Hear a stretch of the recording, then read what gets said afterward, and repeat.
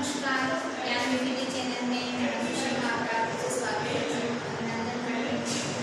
आज का जो हमारा प्रकरण रहेगा वो कक्षा 9 का हम करेंगे विश्व की प्राचीन सभ्यताएं के बारे में हम आज चर्चा करेंगे। विश्व में जो पुरानी प्राचीन सभ्यताएं कौन कौन सी थी, तो हम देखते हैं आधुनिक जो जीवन के बारे में उससे पहले जो हम चर्चा करें तो जो आधुनिक हम जो सभ्य जीवन की जब मैं बात करूँ तो आधुनिक हमारा जो सभ्य जीवन है वो लंबे व सतत विकास का परिणाम है। हमारे जो जैसे हमारे से पहले बहुत सारी यहाँ पर जो सभ्यताएं यहाँ पर उन्नत रही, विकसित हुई, यहाँ पर अपने चरम विकास पर यहाँ पर पहुँची, इनके बारे में हम कह सकते हैं कि मानवता का ही एक इतिहास, सभ्यता का जो हम जो इतिहास इतिहास यानी जो बीत चुका है उसके बारे में हमारे से पहले जो पूर्वज उनके जो रहा करते थे जो मानव के उन्हीं के मानव के बारे में हम ये सभ्यताओं के बारे में हम अध्ययन करेंगे। तो भारत में क्या है कि जो सभ्यताओं का प्रमुख केंद्र रहा है, कई हजार वर्ष पहले यहाँ पर सभ्यताएं विकसित हुई हैं। भारत की सभ्यता के साथ में बात करूँ तो अन्य मिस्र की सभ्यता है, जो अन्य देशों की जो सभ्यता विदेशों में मिस्र की सभ्यता है, मेसोपोटामिया की सभ्यता है, चीन की सभ्यता है, यूनान की सभ्यता है। तो ये जो सभ्यता है इनके बारे में आज हम अध्ययन करेंगे। तो सबसे पहले आज हम अध्ययन करेंगे वो है सिंधु घाटी सभ्यता, यानी हमारी जो भारत की सभ्यता है उसके बारे में आज हम चर्चा करेंगे। सिंधु घाटी सभ्यता के बारे में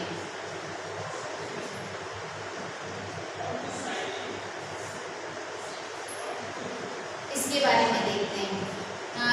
भारत विश्व में वैसे ही आपको पता है सबसे प्राचीन देश रहा, इसका इतिहास है, इसकी संस्कृति, इसकी सभ्यता बहुत ही प्राचीन रही है। तो पुरातत्व वेदों ने ये जो उन्होंने जब सिंधु की खोज की तब उन्हें पता चला कि जो ये सिंधु घाटी जो सभ्यता है 5 से 1000 वर्ष पुरानी, जो यहाँ के लोग यहाँ के जो लोगों ने क्या किया था, स्थायी बस्तियाँ बसाना शुरू कर दिया। और स्थायी बस्तियाँ बसाने के बाद कहाँ पर शुरू कर दिया, सिंधु नदी के, ध्यान रखना सिंधु और सरस्वती नदी, ये दो नदियों की है ये नदी घाटी सभ्यता है। सिंधु है सरस्वती,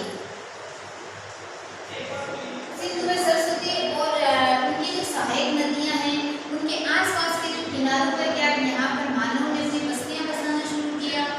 उसके बाद यहाँ पर स्थायी रूप से बसना प्रारंभ कर दिया, स्थायी रूप से रहने लगे और उन्होंने धीरे धीरे एक उन्नत जो सभ्यता है उसका विकास कर दिया। सिंधु नदी की मैं बात करूँ तो इसका उद्गम स्थल माना जाता है तिब्बत के मानसरोवर के पास में, तिब्बत के मानसरोवर के पास, मानसरोवर। और सरस्वती में नदी की मैं बात करूं तो सरस्वती नदी है वो हिमालय के शिवालिक की पहाड़ियों से निकलती है, शिवालिक की जो पहाड़ियां हैं वहां से ये सरस्वती नदी का उद्गम स्थल माना जाता है। तो सरस्वती नदी के बारे में तो आज कहा जाता है कि ये अस्तित्व में नहीं है, यानी आज के बारे में कुछ विद्वान भी ऐसे मानते हैं कि सरस्वती नदी एक कल्पना मात्र है। लेकिन जब भूपग्रह के द्वारा जो तस्वीरें खींची गई उसमें सरस्वती नदी के बहाव क्षेत्र का जो हमें उसका पता चला है, जिसके कारण हम ये मान सकते हैं कि पहले यहाँ पर सरस्वती नदी बहती थी, लेकिन भूगर्भ के जो कुछ हलचलें हुई, भू परिवर्तन के कारण ये क्या हो गई, अभी यहाँ पर मौजूद नहीं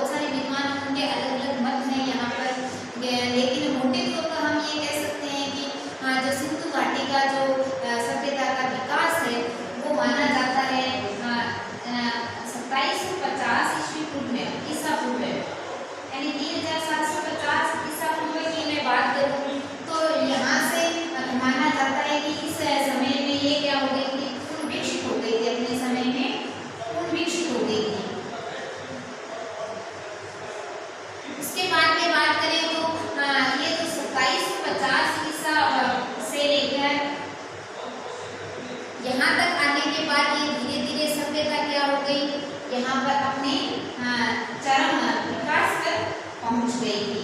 यानी यहाँ पर ये अपने चरम विकास पर थी। इस समय हम सभ्यता की बात करें कब 2350 से 3750 ईसा पूर्व से 2750 ईसा पूर्व तक ये अपने चरम विकास पर थी। उसके बाद बताया जाता है कि 1500 ईसा ये धीरे धीरे क्या हो गई, अवसान की ओर उन्मुख होने लगी। यानी धीरे धीरे ये अपने अस्तित्व में नहीं रही। बताया जाता है कि कुछ प्राकृतिक कारणों से ये यहाँ पर सिंधु घाटी सभ्यता का पतन हो गया था। तो सिंधु घाटी सभ्यता का हमें पता कैसे चला, जिसके बारे में यदि हम चर्चा करें तो सिंधु घाटी का सभ्यता के बारे में मैंने बताया कि ये मिट्टी के टीलों में दबी हुई एक सभ्यता थी। यानी मिट्टी के जो टीले हैं उनके नीचे ये हमें सभ्यता हमें मिली थी। तो सबसे पहले इसका क्या था 1921 की मैं बात करूँ की बात करें हम सिंधु घाटी सभ्यता के बारे में। तो सिंधु घाटी सभ्यता का उत्खनन 1921 में सबसे पहले 1921 में जो दयाराम साहनी हैं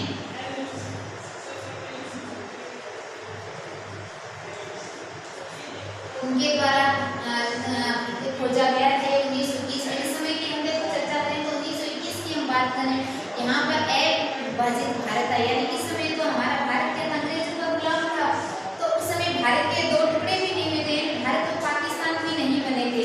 तो उस समय यहाँ पर पहले 1921 में एक पंजाब का एक प्रांत था, वहाँ जिसका नाम स्थान था हड़प्पा। वहाँ उस स्थान को किसने खोजा था, यहाँ पर दयाराम साहनी ने 1921 में इसका उत्खनन किया था, उसको खोजा था। उसके बाद एक साल बाद में मैं 1922 की बात करूँ तो 1922 की मैं बात करूँ तो यहाँ पर राखदास बनर्जी जो है दूसरे जो पुरातत्ववेत्ता राखदास बनर्जी, उन्होंने क्या किया था, उन्होंने भी जो सिंध प्रांत के ही जो एक लड़काना जिला है वहाँ पर एक स्थान था मोहनजोदड़ो, उसकी खोज की थी। मोहनजोदड़ो नामक स्थान की खोज की। यहाँ पर भी एक में जो सभ्यता हमें यहाँ पर देखने को मिली। 1921 की बात करें तो दयाराम साहनी ने वहाँ पर सिंध प्रांत के ही मोहनगिरी जो जिला है पंजाब का, वहाँ पर एक हड़प्पा नामक स्थान को खोजा। उसके बाद दूसरा जो पुरातत्ववेत्ता है 1922 में ही राखदास बनर्जी ने उन्होंने मोहनजोदड़ो नामक वहाँ की खुदाई करवाई थी और इस सभ्यता के बारे में पता किया था। मोहनजोदड़ो की बात करें तो मोहनजोदड़ो का अर्थ होता है मुर्दों का टीला। ये कई बार आपके प्रश्न आता है मोहनजोदड़ो का क्या अर्थ है, कई बार पूछा जाता है ये परीक्षा में। मोहनजोदड़ो का अर्थ होता है मुर्दों का टीला। तो उसके बाद 1921 और 22 के बाद में सिंधु घाटी जो सभ्यता है उनमें बहुत सारे जो स्थल हैं जो खोजे गए थे सिंधु घाटी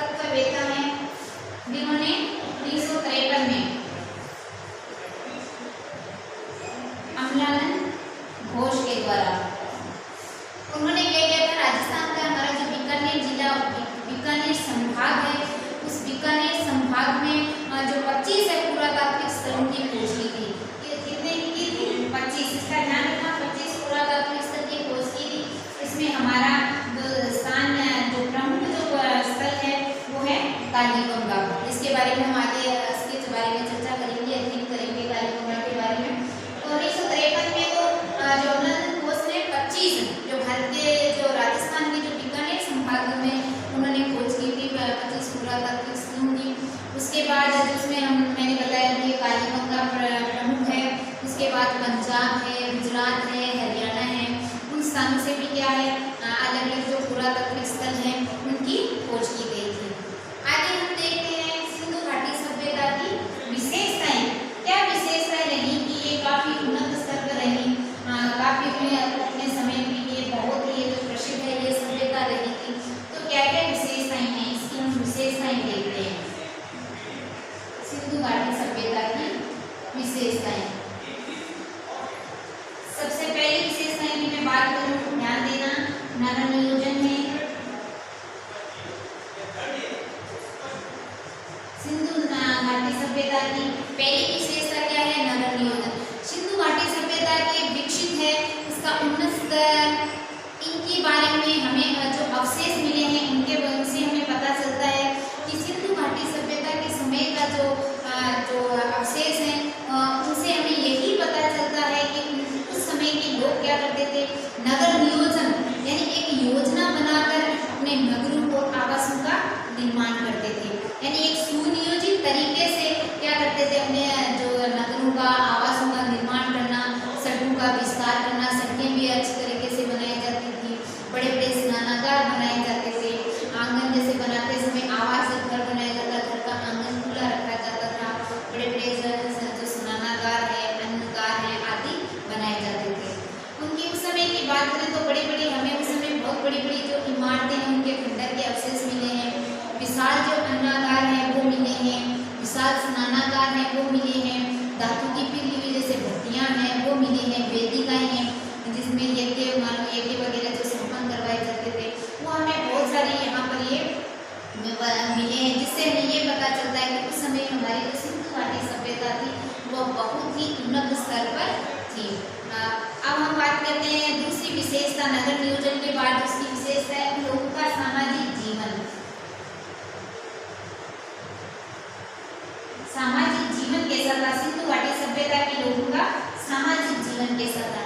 तो सामाजिक जीवन की बात करें तो सिंधु घाटी सभ्यता का जो समाज था वो समाज में कई प्रकार के काम धंधे करने वाले लोग थे, यानी सभी तरह के काम धंधे करने वाले लोग थे।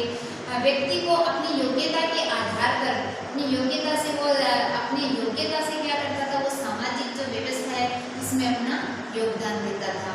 उस समय चिकित्सा है, प्रशासनिक है, धार्मिक आदि लोगों के ये प्रमुख कार्य थे।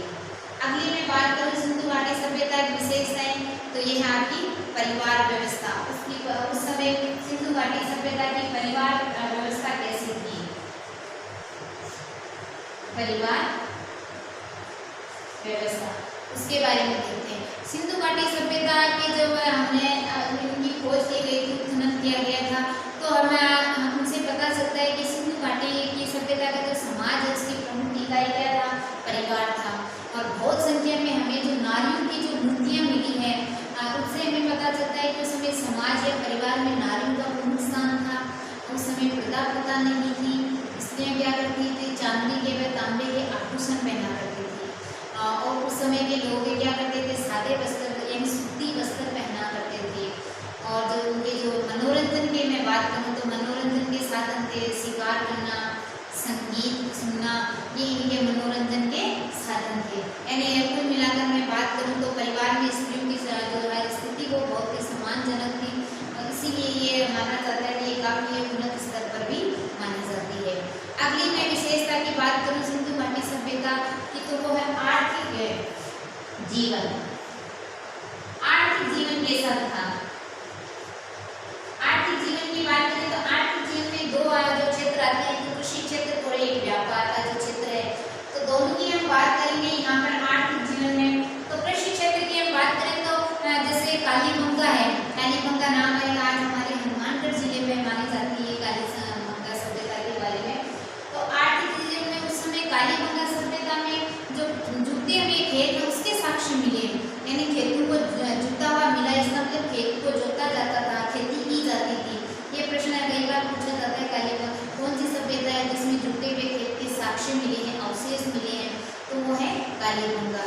तो वहाँ पर इनसे जो जुटे हुए खेत के साक्ष्य से हमें ये पता चलता है कि लोग वहाँ पर खेती करते थे, गेहूँ है, जौ है, चावल है, जो उनकी खेती की जाती थी, साथ में फसल भी उगाते थे।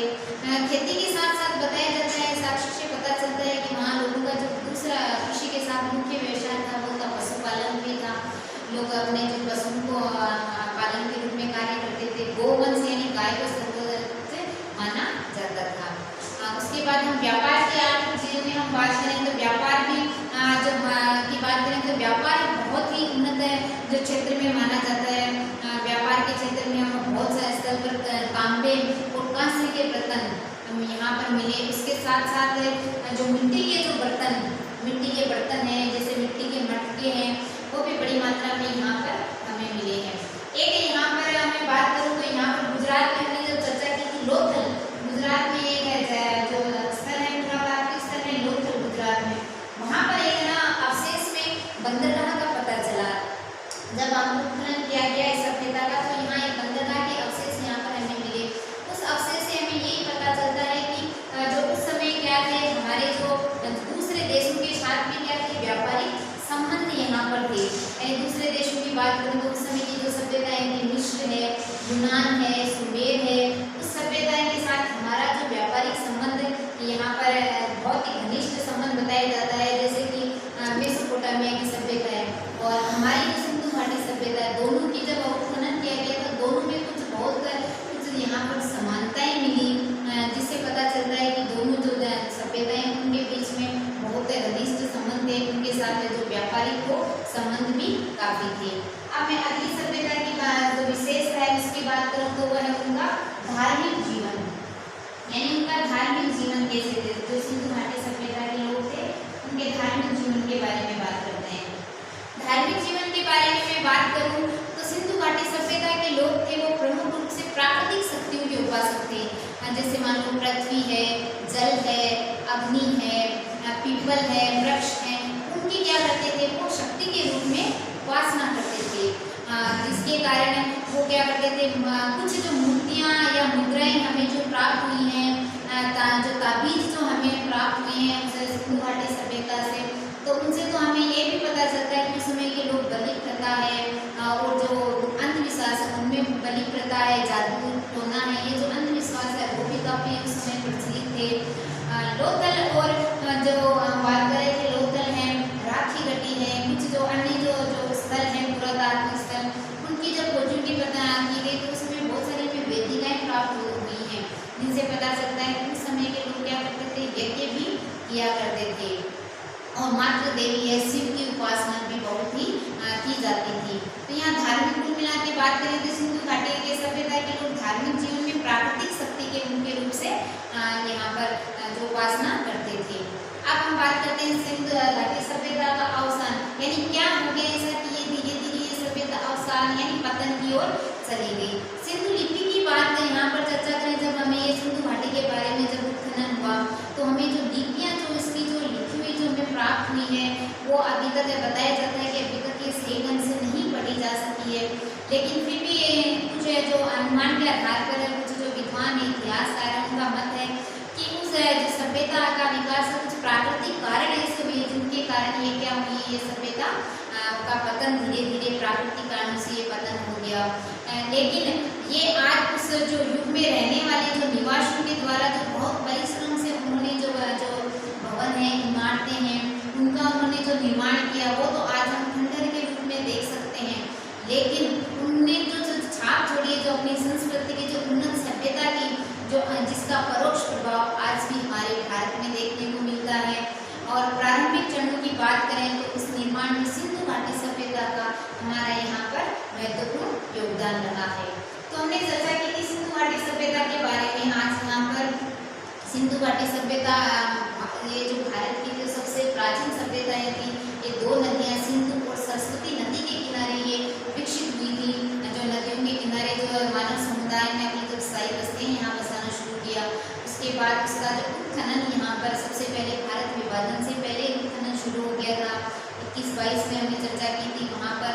उसके बाद भारत आज़ाद होने के बाद भी बहुत सारे जो पुरातात्विक स्थल खोजे गए, यानी मैंने बताया था कि अब तक कितने स्थल खोजे गए थे, जो 1500 स्थल हैं पुरातात्विक स्थल खोजे गए थे, उसमें से 900 जो पुरातात्विक स्थल भारत में हैं और 600 का वहाँ पर है विभाजन होने के बाद पाकिस्तान में चले गए हैं। तो ये था आपका सिंधु घाटी सभ्यता के बारे में। अगली हम सभ्यता के बारे में बात करते हैं, वो है आपकी मेसोपोटामिया की सभ्यता। सभ्यता है वो मेसोपोटामिया की, यानी हम भारत वाली जो विश्व की जो दूसरी सभ्यता है, अभी हम जो चर्चा कर रहे थे वो हमारे भारत की सभ्यता थी, सिंधु घाटी सभ्यता। अब दूसरी जो है सभ्यता वो है मेसोपोटामिया की सभ्यता।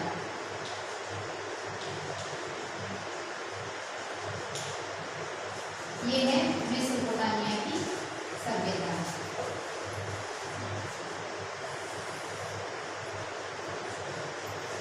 मेसोपोटामिया की सभ्यता की बात करूं तो मेसोपोटामिया शब्द है वो यूनान का शब्द है। किसका है? यूनान का। ये यूनान से लिया गया है, यूनान का शब्द है मेसोपोटामिया, जिसका अर्थ क्या होता है? दो नदियों के बीच की भूमि। ध्यान रखना, ये कई बार पूछा जाता है प्रश्न, मेसोपोटामिया का अर्थ ये दो नदियों के बीच की भूमि, की भूमि को माना गया है।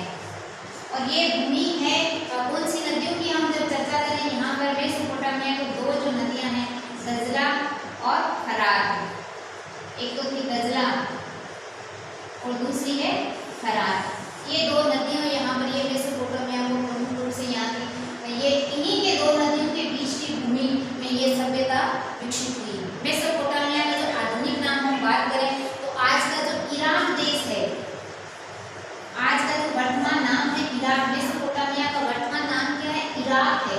ध्यान रखना, ये आगे आप जब हम आगे जब चर्चा करेंगे उनके बारे में अगले अध्याय में, तब ये आएंगे आपके बारे में। तो मेसोपोटामिया का जो वर्तमान नाम तो ये इराक है, लेकिन ये क्या है? गजला और फरात, यानी जो दो नदियां के बीच की जो भूमि है उसको क्या कहा जाता था? यहाँ पर ये सभ्यता जो विकसित हुई वो मेसोपोटामिया की सभ्यता कहा जाता है। मेसोपोटामिया की जो स्थिति है वो एक अर्धचंद्राकार स्थिति और खेती की दृष्टि से अधिक उर्वर होने के कारण इसको क्या कहा जाता है? उपजाऊ अर्धचंद्र भी कहा जाता है। और ये आपके क्वेश्चन कई बार आते हैं, उपजाऊ अर्धचंद्र किसे कहा जाते हैं? तो मेसोपोटामिया की जो हम स्थिति आकृति देखें तो एक अर्धचंद्र के आकार से होती होने के कारण और खेती में उर्वर होने के कारण, अधिक उपजाऊ होने के कारण इसको क्या कहा जाता था? उपजाऊ अर्धचंद्र कहा जाता था। इस मेसोपोटामिया सभ्यता का जो सबसे महत्वपूर्ण जो स्थल था वो था सुमेर। जो हम चर्चा कर रहे थे सिंधु घाटी सभ्यता, हमारे जो सुमेर मिस्र है उनके साथ हमारे जो व्यापारिक घनिष्ठ संबंध थे, तो सुमेर यहाँ मेसोपोटामिया की सभ्यता का प्रमुख है, यहाँ पर केंद्र था। कौन सा था? सुमेर। यहाँ पर सुमेरियन जाति के लोग यहाँ पर अपने जो राज्य यानी शासन करते थे। धीरे धीरे बताया जाता है यहाँ पर बाहर का एक राजा अगाध जो राजा यहाँ पर आया और उन्होंने सुमेरियन लोगों को यहाँ पर जीत लिया। और यहाँ पर जीतने के बाद उसने क्या किया था? अगाध और सुमेर दोनों दोनों राज्यों को मिला कर एक सुदृढ़ राज्य की स्थापना की थी। लेकिन धीरे धीरे उन लोगों ने क्या किया था? उनका फिर विरोध शुरू किया और धीरे धीरे उन लोगों में जो शुरू हो गई खींचतान, तो उसके बाद सुमेर लोगों ने फिर यहाँ पर वापस अपनी विजय प्राप्त की। उसके बाद 2100 तक ये अगाध जो लोग हैं उनसे पराजित हो गए। बाद में मेसोपोटामिया की मैं बात करूँ तो एक जो दूसरा केंद्र था सुमेर के बाद में, उसका नाम है बेबीलोन। ये आपके प्रश्न ये भी कई बार आता है, बेबीलोन। ये बेबीलोन और सुमेर ये इसमें है मेसोपोटामिया सभ्यता के ये प्रमुख केंद्र हैं। तो इसको बेबीलोन की सभ्यता या मेसोपोटामिया की सभ्यता एक ही मानी जाती है। जैसे हमने पढ़ा था, जैसे सिंधु जो हमने मोहनजोदड़ो, हड़प्पा उनके बारे में बात की, तो ये सारे के सारे केंद्र क्या थे? सिंधु घाटी सभ्यता के केंद्र थे। तो यहाँ पर भी मेसोपोटामिया की सभ्यता में सुमेर थे, उसके बाद जो बेबीलोन की जो सभ्यता यहाँ पर विकसित हुई। तो यहाँ पर जो बेबीलोन के जो लोग थे वहाँ का एक जो प्रसिद्ध सम्राट था, कई बार नाम आता है इसका, हम्मुराबी। ये कई प्रश्न कई बार आता है इसके बारे में। ये बेबीलोनिया का ये जो प्रसिद्ध सम्राट था उसने क्या किया था? समस्त देश को जो छोटे छोटे जो टुकड़ों में बंट गया था, मैंने बताया था सुमेर, उसके बाद अगाध आए, उन राज्यों को क्या किया? एकत्रित करके पूरे देश पर एक सा ही कानून लगाकर पूरे देश में ये लागू कर दिया और पूरे राज्य को क्या किया था? उसने सुदृढ़ कर दिया था। उसके बाद हम देखते हैं मेसोपोटामिया की क्या क्या सभ्यता है। जैसे हमने सिंधु घाटी सभ्यता के बारे में चर्चा की कि वहाँ के लोग कैसे उनका नगर नियोजन था, कैसे उनका धार्मिक सामाजिक जीवन था, कैसा उनका आर्थिक जीवन था। तो उसी प्रकार हम मेसोपोटामिया की सभ्यता के बारे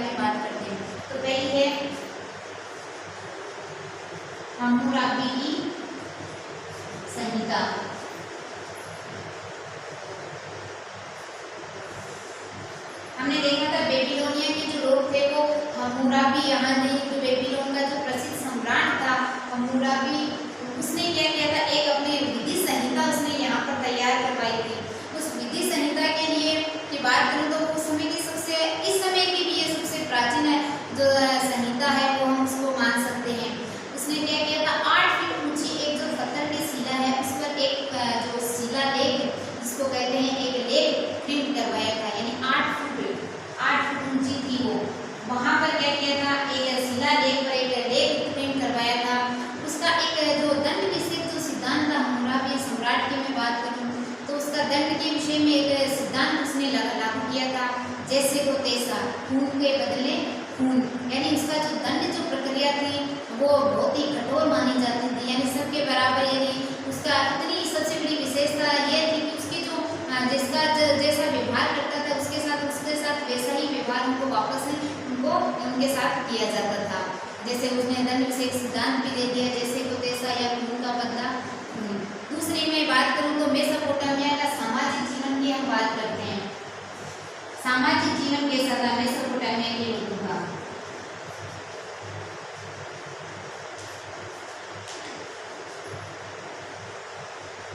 सामाजिक जीवन की बात करूं तो जो मेसोपोटामिया के लोग थे वे पृथ्वी पर राजा को क्या करते थे, देवताओं का ही एक देवता के बराबर ही मानते थे, यानी राजा को क्या करते थे, भगवान का अवतार माना जाता था।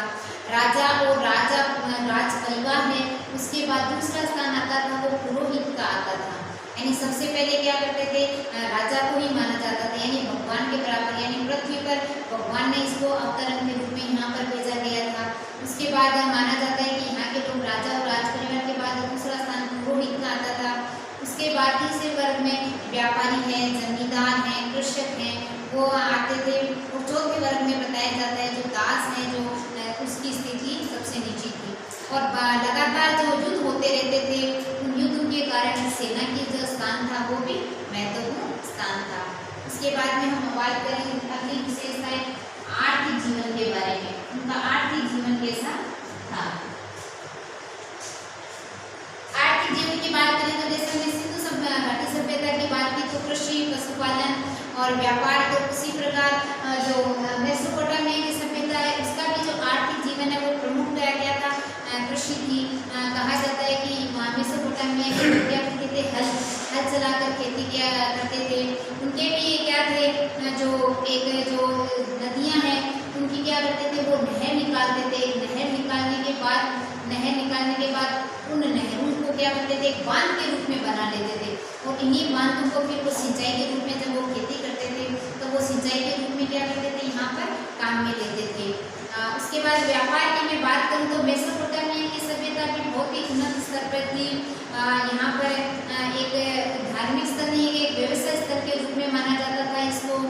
सर्वप्रथम जो बैंक प्रणाली है इसका विकास सबसे पहले मेसोपोटामिया की सभ्यता में हुआ था। यानी ये प्रश्न कई बार आता है, सर्वप्रथम बैंक प्रणाली का विकास कहाँ पर हुआ? तो सर्वप्रथम बैंक प्रणाली का जो निर्माण है, विकास है, वो मेसोपोटामिया की सभ्यता में हुआ था। बैंक प्रणाली का विकास सर्वप्रथम कहाँ पर? मेसोपोटामिया की सभ्यता में। अब हम उसकी बात करें कि धार्मिक जीवन कैसा था मेसोपोटामिया की। हम चर्चा कर रहे हैं किसकी कर रहे हैं? मेसोपोटामिया की सभ्यता की विशेषताएं कर रहे हैं। यहाँ विशेषताएं के बारे में चर्चा कर रहे हैं। तो यहाँ पर धार्मिक लोगों का धार्मिक जीवन कैसा था? मेसोपोटामिया के लोग वैसे तो अनेक देवताओं में विश्वास करते थे, और मैंने बताया कि सामाजिक जीवन में कि राजा को ही वो सर्वोपरि उस समय माना जाता था। और प्रत्येक नगर का एक अपना संरक्षक देवता होता था, जिसको क्या कहा जाता था? जिगुरात। कई बार प्रश्न आता है जिसका अर्थ होता है स्वर्ग की पहाड़ी। तो इसको जिगुरात कहा जाता था, जो क्या करता था, प्रत्येक नगर का एक अपना संरक्षक जो राजा होता था, देवता जिसको मानते थे, उसको जिगुरात कहा जाता है। अब हम बात करते हैं अगली विशेषताएं ज्ञान विज्ञान के बारे में। मैं चर्चा करूँ ज्ञान विज्ञान कैसा था। अगली मेसोपोटामिया की विशेषता है ज्ञान विज्ञान। ज्ञान विज्ञान के क्षेत्र में मेसोपोटामिया की सभ्यता के बारे में कहा जाता था कि सबसे ज्यादा जो महत्वपूर्ण उपलब्धि है जो मेसोपोटामिया मेसोपोटामिया की सभ्यता की थी वो ज्ञान विज्ञान के क्षेत्र में थी। जैसे उन्होंने खगोल और विज्ञान के जो क्षेत्र उसमें बहुत ज़्यादा उन्होंने उन्नति की। जैसे सूर्योदय या के बाद सूर्यास्त या चंद्रोदय और चंद्रास्त के का उन्होंने ठीक समय उन्होंने निश्चय किया है, उन्होंने ठीक पता कर दिया था, यानी कब सूर्योदय होता है कब सूर्यास्त होता है उनका उन्होंने ठीक पता कर लिया था। उसके बाद उन्होंने जब रात्रि और दिन दोनों का समय का हिसाब लगाकर उन्होंने पूरे दिन को 24 घंटे में यहाँ उन्होंने बांटा था। सबसे पहले पूरे दिन को उन्होंने हिसाब लगाया, उसके बाद उन्होंने रात्रि का हिसाब लगाया और दोनों को जोड़ के पूरे दिन का हिसाब उन्होंने 24 घंटों में जो बांटा, यानी वो जो आज भी प्रचलित है, यानी हम पूरे दिन को 24 घंटे का मानते हैं। तो सबसे पहले यहाँ पर ये देन किसकी है, मेसोपोटामिया सभ्यता की यहाँ पर देन मानी जाती है। उसके बाद उन्होंने बताया था कि 60 जो सेकंड होते हैं उसका 1 मिनट उन्होंने बताया और 60 मिनट का उन्होंने 1 घंटा, इसी के आधार पर उन्होंने 24 घंटे का एक पूरा दिन का उन्होंने पूरा का पूरा ठीक अनुमान लगाया। रेखा गणित की बात करूँ तो रेखा गणित के वृत्त का जो उन्होंने 360 डिग्री में जो विभाजित करना वो भी उन्होंने सबसे पहले यहाँ पर उन्होंने प्रारंभ किया था। तो इस तरह में मेसोपोटामिया के जो निवासी थे ज्ञान और गणित के जो उन्नत परंपरा उनमें सबसे ज़्यादा ये आगे थे, यानी मेसोपोटामिया के वो ज्ञान विज्ञान के क्षेत्र में उनकी जो है उपलब्धियाँ वो बहुत ही महत्वपूर्ण थी। अब हम बात करें इसकी स्थापत्य कला की, इसकी स्थापत्य कला कैसी थी। मेसोपोटामिया की स्थापत्य कला की मैं बात करूँ तो कलाकारों ने मेसोपोटामिया की जो कलाकार हैं बनाने वाले उन्होंने मेहराब का भी आविष्कार किया। ये उनकी एक बहुत महत्वपूर्ण खोज थी जो बहुत अधिक लंबा जो वजन संभाल सकती थी और देखने में बहुत ही आकर्षक लगती थी। अगली जो विशेषता है वो उसकी किलाक्षर लिपि, यानी किलाक्षर लिपि क्या होती है। मेसोपोटामिया की पहली लिपि का विकास तो सुमेर में बताया जाता है कि सुमेर में हुआ था। उसके बाद सुमेरियन जो व्यापारी थे अपना हिसाब किताब रखने के लिए एक किली जैसे चिन्ह बनाकर लेखन कला का विकास किया। कील के जैसे जैसे हम पेन के जैसे मानते हैं वैसे उन्होंने कील का जैसे बनाकर एक लेखन कला का उस समय उन्होंने विकास करना प्रारंभ किया और यही जो उसको क्या कहा जाता था, किलाक्षर लिपि कहा जाता था। तो इस प्रकार हमने देखा मेसोपोटामिया की सभ्यता के बारे में, जिसका वर्तमान नाम कई बार पूछा जाता है, वर्तमान नाम इराक है मेसोपोटामिया का।